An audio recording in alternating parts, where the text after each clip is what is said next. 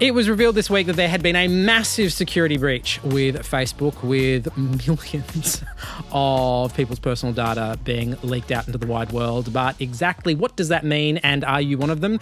To explore that, we have Ariel Bogle from the Australian Strategic Policy Institute and Cam Wilson, journalist with Business Insider and GIZMODO. All right, break it down for me. Exactly what's happened.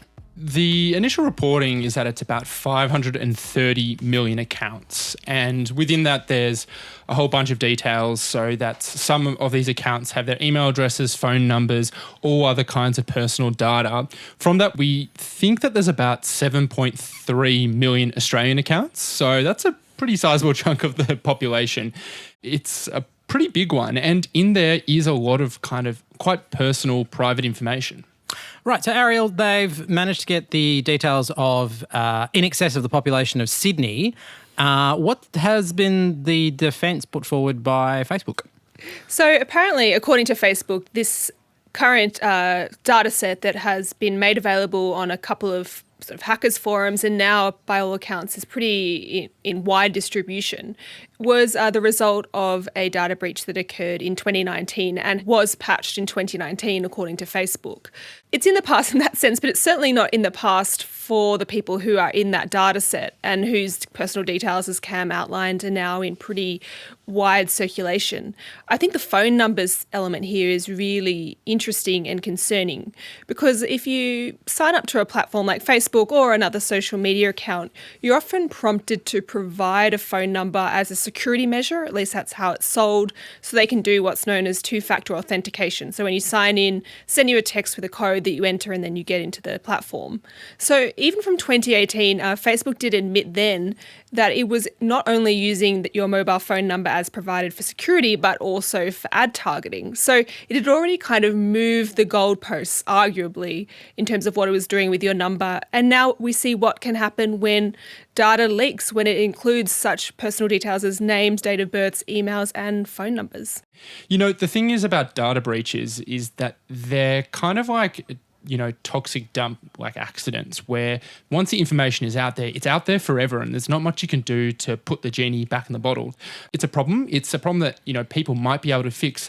But let's face it, you know, most people in there, if they even ever find out that they've been affected by this, probably won't do anything about it. It's too much of a hassle. They'll just deal with whatever spam comes their way. Ariel, can you find out if your details have been taken? So there are a few kind of third-party services, most notably for Australians.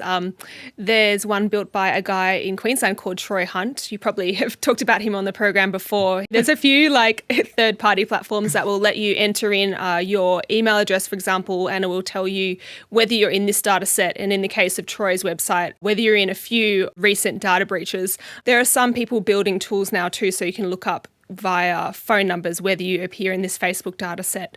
Unless you're willing to change your number, there's not that much you can really do on a personal level right now, except taking those precautions around spam, not clicking links from sort of strange numbers, being really careful with who you give your number to in future. We put our information in there, and if it gets breached, yeah, they might face some kind of consequences from the government, for instance, if they decide to take some kind of action. But generally the real cost is incurred by the individual.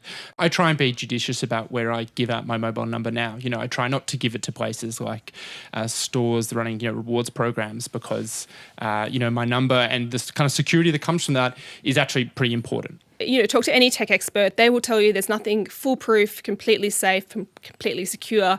But in general, they do recommend using an app. So downloading a sort of authentication app, which will have a sort of circulating code system, to use that to log into platforms like social media or online shopping or government services, rather than getting that text to your phone number where at all possible. In fact, you know, a couple of the big tech companies run specific apps on them. You can just search it if you search, you know, Google or Microsoft or any of them, an authenticator. And they all work pretty similarly. It's not so much choosing between them as actually being bothered to set one up. You know, it's the combination of things, using a password manager and an authenticator app. Once you've got that all set up, it's pretty smooth, but it does require that initial setup.